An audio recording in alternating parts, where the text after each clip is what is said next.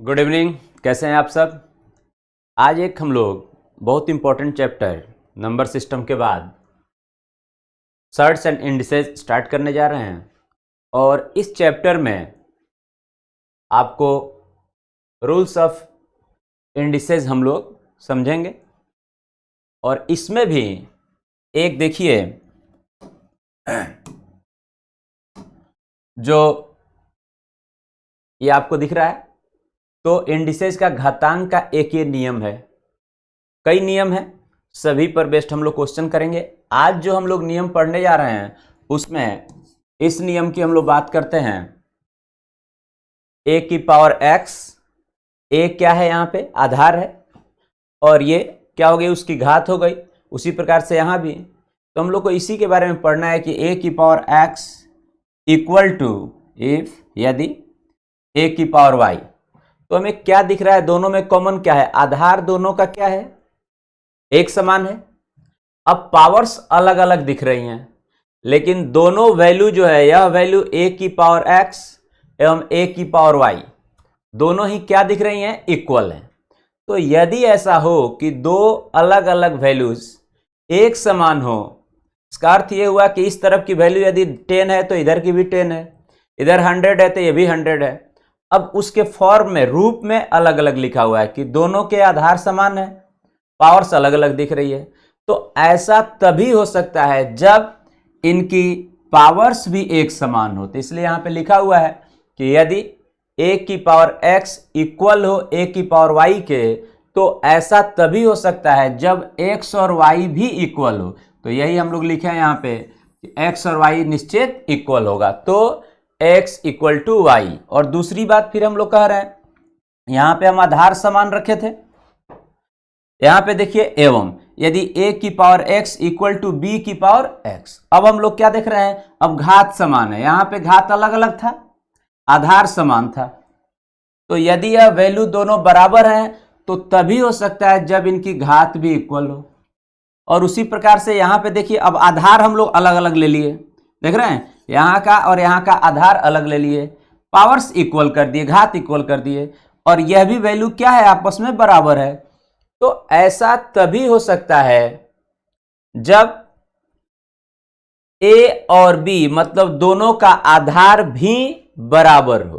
तो इसलिए यदि पावर्स इक्वल हो और दोनों तरफ की वैल्यू क्या है भाई, एक समान हो, तो ऐसा तभी हो सकता है जब क्या हो, आपका ये आधार भी एक समान हो। तो इसलिए हमने लिखा है तो a इक्वल टू बी। यदि a की पावर x एवं b की पावर x बराबर है, इन दोनों का घात एक समान है, तो यह तभी हो सकता है जब इनका आधार भी एक समान हो। क्लियर। तो दोनों बातें हो सकती है, या तो आधार बराबर हो तो पावर्स निश्चित रूप से एक समान होंगे, और यदि पावर्स बराबर हो तो आधार एक समान होंगे। इससे बेस्ट क्वेश्चन हम लोग को पूछा जाता है, ठीक है। तो कई बार क्या होगा कि आपको जो वैल्यू पावर्स हम लोग अलग अलग देख रहे हैं, बेस जो भी दिया हो, यही कंसेप्ट हमें यूज में आएगा, है ना, कि यदि आधार समान है तो पावर्स बराबर होंगे, और यहां से हम सरल करेंगे। यदि पावर्स एक समान है तो आधार बराबर होंगे, और हम ऐसे सरल करेंगे, ठीक है ना। तो ये इंपॉर्टेंट है, इसको हम लोगों को समझना है, और इसी पर आधारित जो प्रश्न पूछे जाते हैं आज हम लोग उसे डिस्कस करेंगे। तो क्लियर है सबको, आगे बढ़ा जाए और इस पे हम लोग प्रश्न करते हैं। देखिए कैसे चुटकियों में आप एक एक सेकंड में प्रश्न कर लेंगे, है ना, कहीं भी कोई आपको प्रॉब्लम नहीं आएगी। आइए देखते हैं, इसका उदाहरण भी एक आप लोग लिख दूं क्या, इसके लिए कोई उदाहरण, क्वेश्चन में क्लियर हो जाएगी बातें इससे। तो आइए हम लोग क्वेश्चन देखते हैं, और पहला प्रश्न आप देखें।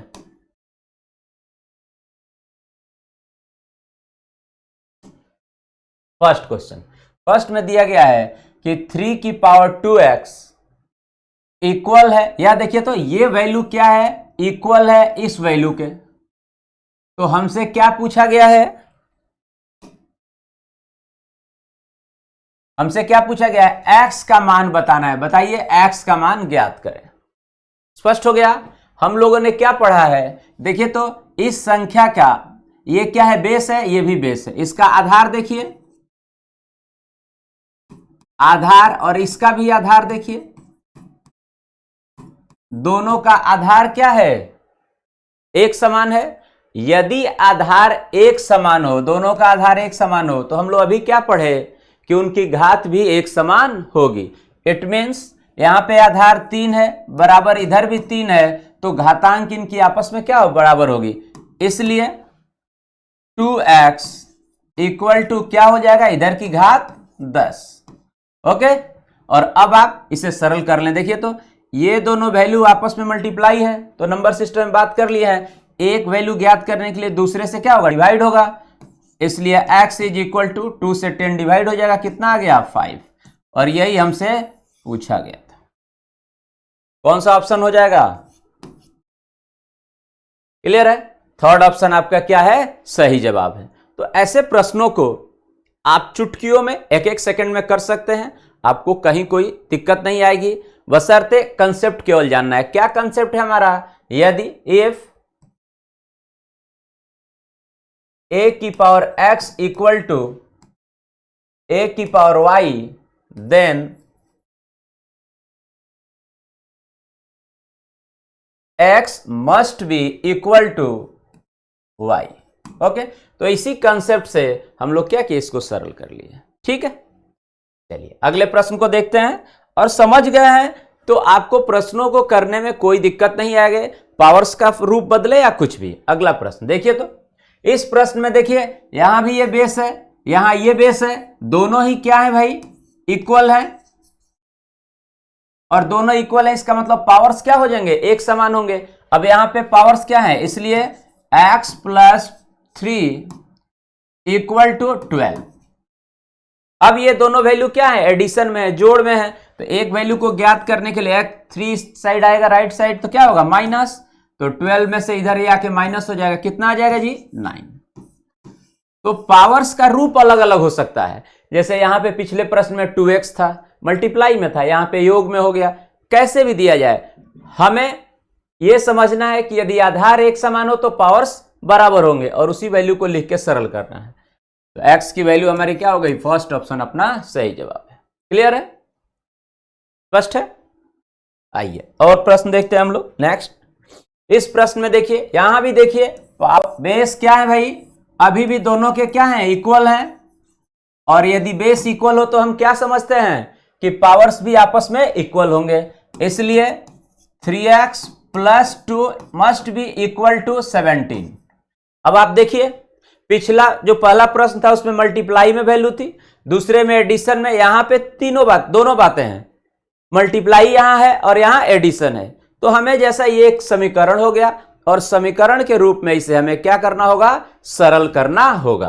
तो चलिए देखिए, तो 2 को दाईं तरफ लाएंगे, राइट साइड क्या हो जाएगा, माइनस, तो यहां पे 3x इक्वल टू 17 में से 2 चला गया, कितना आ गया, 15। अब ये दोनों वैल्यू क्या है, मल्टीप्लाई में, और यदि वैल्यू मल्टीप्लाई में हो तो क्या करना पड़ेगा, एक वैल्यू ज्ञात करने के लिए दूसरे से डिवाइड करते हैं। इसलिए x इज इक्वल टू 5, 3 से डिवाइड हो जाएगा, ये क्या हो जाएगा, 5। तो x की वैल्यू हमारी ज्ञात हो गई 5, और ये आपका थर्ड ऑप्शन क्या है, सही आंसर। क्लियर, सभी को स्पष्ट है। तो प्रश्नों को करने के लिए बस जरूरत है कि आप कंसेप्ट को एक बार अच्छे से जान लें। जान रहे हैं कंसेप्ट तो आपको कहीं पे कोई दिक्कत नहीं आएगी, ठीक है ना। आइए नेक्स्ट टाइप देखिए जरा, तो इसमें नेक्स्ट क्वेश्चन। अब यहां देखिए इस प्रश्न में देखिए, अब दोनों के बेस क्या हैं, अनइक्वल हैं, देख रहे हैं, इक्वल नहीं है, अनइक्वल है, असमान हो गया। तो अब इन प्रश्नों को सरल करने के लिए हमें क्या करना पड़ेगा, इनके बेस को इक्वल करना पड़ेगा, आधार को एक समान करना पड़ेगा। तो कैसे करते हैं, अनइक्वल बेस को एक समान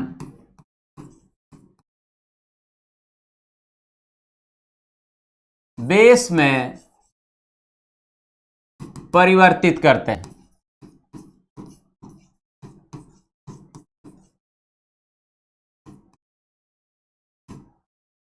परिवर्तित करते हैं। अब एक समान बेस में कैसे परिवर्तित करेंगे, तो आधार को क्या करेंगे, उसका गुणनखंड करके, फैक्टराइज करके, है ना, उसको अलग संख्याओं के गुणा के रूप में लिख लेंगे, ठीक है ना, और गुणा के रूप में लिख के देखेंगे कि दोनों की कौन सी संख्याएं हैं गुणनखंड जो एक समान है, एक जैसी हैं, और उसी आधार को कॉमन लेके लिख लेंगे। तो 2 देखिए, 2 यहां पे क्या है, एक अभाज्य संख्या है, इसका गुणनखंड नहीं होगा तो ये वैल्यू तो एज इट इज रह जाएगी, तो हम इसे 2 की पावर एज इट इज लिखेंगे, x + 2 इक्वल टू 8। देखिए 8 अभाज्य संख्या नहीं है तो इसका गुणनखंड हो सकता है, तो कैसे करें गुणनखंड, तो इसका तो कर नहीं सकते, ये सेम रहेगा, यही रहेगा, तो इसी के गुणनखंड के रूप में यही बेस बना के इसके गुणनखंड के रूप में इसे परिवर्तित करेंगे। तो 8 को हम लोग क्या लिख सकते हैं, 2 की पावर 3 लिख सकते हैं।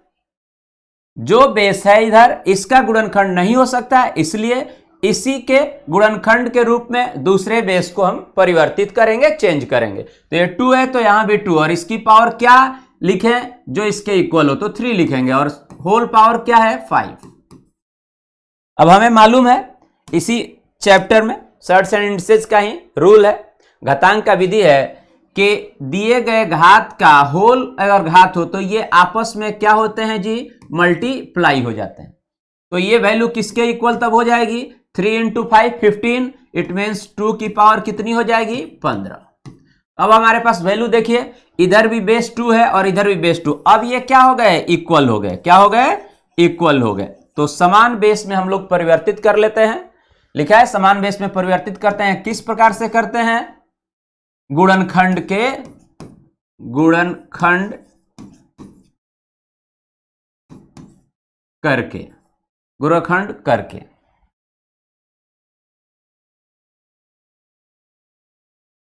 या लिख देते हैं गुणनखंड की सहायता से, गुणनखंड की सहायता से, गुणनखंड की सहायता से हम क्या करेंगे भाई, अनइक्वल बेस को किस में बदलेंगे, इक्वल बेस में, समान बेस में। अब देखिए दोनों का बेस समान हो गया, इसका अर्थ क्या हुआ कि पावर निश्चित रूप से समान होंगे। तो बताइए x + 2 किसके इक्वल हो गया, 15 के, एंड देन देखिए तो 2 को राइट साइड लाएंगे तो क्या हो जाएगा, माइनस हो जाएगा, इधर आएगा तो 2 माइनस होगा 15 से तो क्या बचेगा 13, इसलिए x = 13, और ये हमारा क्या हो गया आंसर। तो 4th ऑप्शन आपका सही जवाब है। स्पष्ट है, कर लेंगे सब ऐसे क्वेश्चंस। तो ऐसे प्रश्नों को करने में आपको 1 सेकंड नहीं लेंगे, ये पूरा कंसेप्ट है, आप बिना पेन चलाए इन प्रश्नों को सरल कर सकते हैं। कैसे देखिए तो, इसको किस में कन्वर्ट करेंगे, 2 की पावर 3, पावर की पावर आपस में घात की घात गुणा होती है, तो 3 × 5 15। अब यहां पे बेस दोनों के सेम हो गए तो पावर सेम है, 2 को राइट साइड लाएंगे माइनस होगा, तो 13 आपका आंसर है। तो डायरेक्ट आप कर सकते हैं, लेकिन एक बार आपको अच्छे से ये समझना हो, ठीक है। चलिए अगला प्रश्न इस पे और देखते हैं। देखिए तो इस प्रश्न को यहां भी देखिए तो, अब बेस दोनों के क्या है जी, अनइक्वल है, अनइक्वल है, बेस क्या है, अनइक्वल है, और अनइक्वल बेस को क्या करेंगे, इक्वल करेंगे। कैसे करेंगे, गुणनखंड करके। अब देखिए यहां ध्यान से, यहां पे जो बेस है 9, यहां जो बेस है 27, दोनों ही क्या है भाई, कंपोजिट नंबर्स हैं। क्या है, कंपोजिट नंबर है, भाज्य संख्या है, और भाज्य संख्या को हम लोग क्या करेंगे, गुणनखंड में तोड़ लेंगे। अभी हमने बात किया कि इनको ऐसे गुणनखंडों में लिख लेंगे और उस संख्या को देखेंगे जो दोनों में कॉमन हो, ठीक, और उसी को बेस लेके हम लोग उसे पावर्स के रूप में परिवर्तित कर लेंगे। तो 9 को देखिए तो हम क्या लिख सकते हैं, 3 × 3, इसकी पावर जो दी गई है 3x + 2, इस तरफ इसे क्या लिख सकते हैं, तो ये भी इसी के एक को जिसमें आप परिवर्तित करें उसमें जो गुणनखंड की संख्या हो उसी के रूप में दूसरे को भी परिवर्तित करें। इसको 3 × 3, तो 3 ले लीजिए संख्या, और उसके रूप में गुणा के रूप में दूसरे को लिखें, जिससे कि हम कॉमन ले पाए। तो ये वैल्यू आ गई देखिए तो, और इसकी पावर कितनी है 4, तो दोनों में क्या कॉमन है 3, तो इसका भी बेस ले लेंगे 3, और इसकी पावर क्या होगी 2 की power the whole 3x + 2 equal to, इसे क्या लिखेंगे 3 की पावर 3 द होल की पावर 4। अभी हम लोग बात किए हैं कि पावर्स के पावर्स आपस में क्या होते हैं, मल्टीप्लाई, तो ये मल्टीप्लाई हो जाएंगे, और ये भी आपस में क्या हो गए, मल्टीप्लाई हो गए। अब देखिए तो क्या बच गया, ये जब इससे मल्टीप्लाई हो जाएगा और ये घात इससे, तो बेस दोनों के क्या हैं, 3 हैं। अब बेस 3 रह गया जो कि इक्वल है, तो यदि इक्वल है तो पावर्स आपस में क्या होंगे, निश्चित रूप से समान होंगे, तभी ये वैल्यू क्या होगी, बराबर होगी। क्लियर है?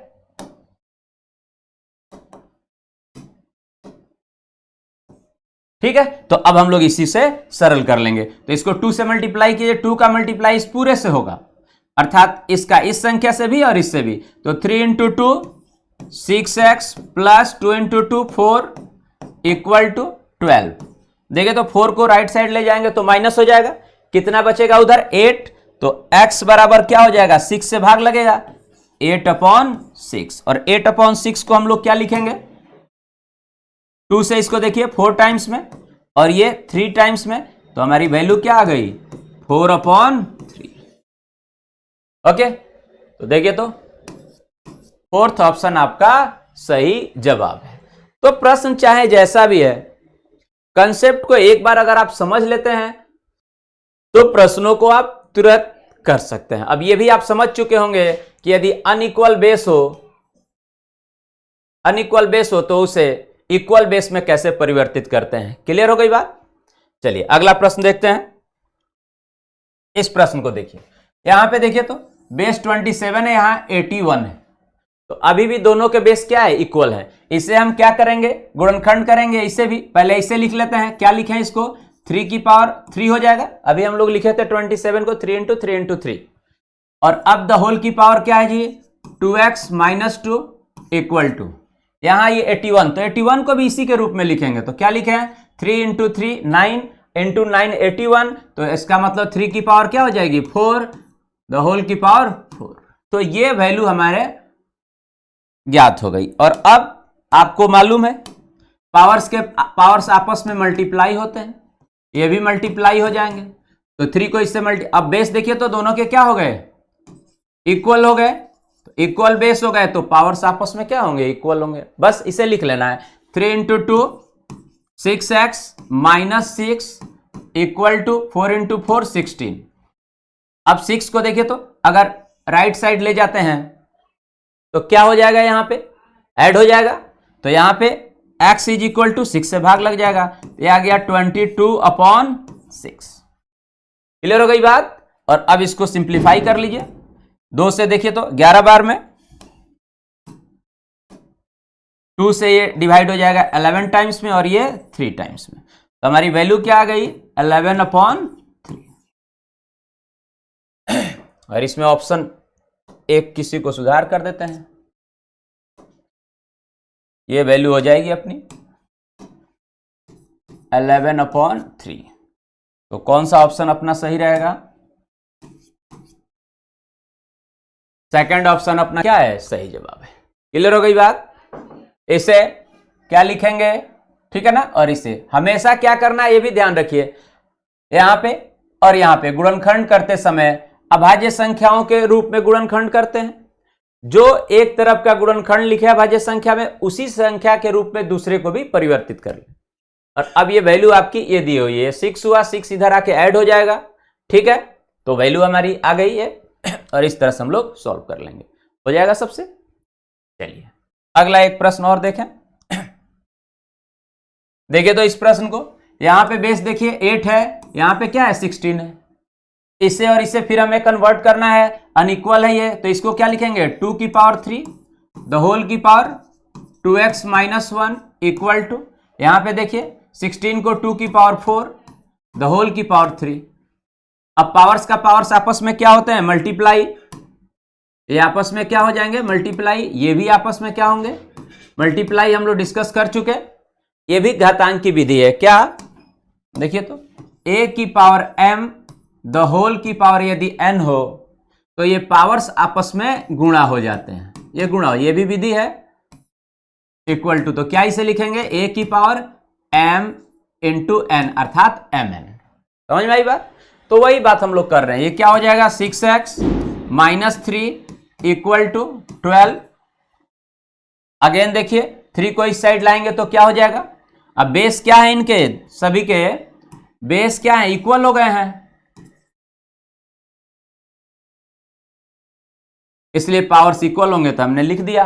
अब 3 को राइट साइड लाएंगे तो क्या होगा, इधर माइनस था, इधर आके क्या होगा प्लस, तो ये आ गया 15 और इस तरफ 6x, तो x बराबर क्या होगा 6 से भाग लग जाएगा। और ये आप डिवाइड कर लीजिए 3 से 5 टाइम्स में और ये 2 टाइम्स में, तो आंसर हमारा क्या आ गया 5/2।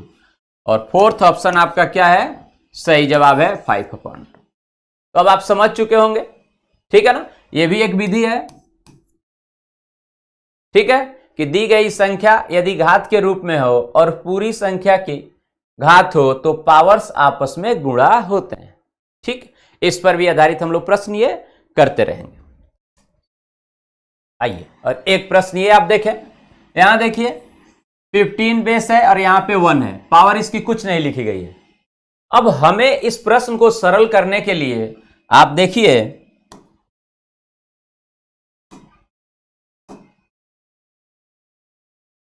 इस प्रश्न को सरल करने के लिए क्या करना पड़ेगा, सबसे पहले बेस को एक समान करना पड़ेगा।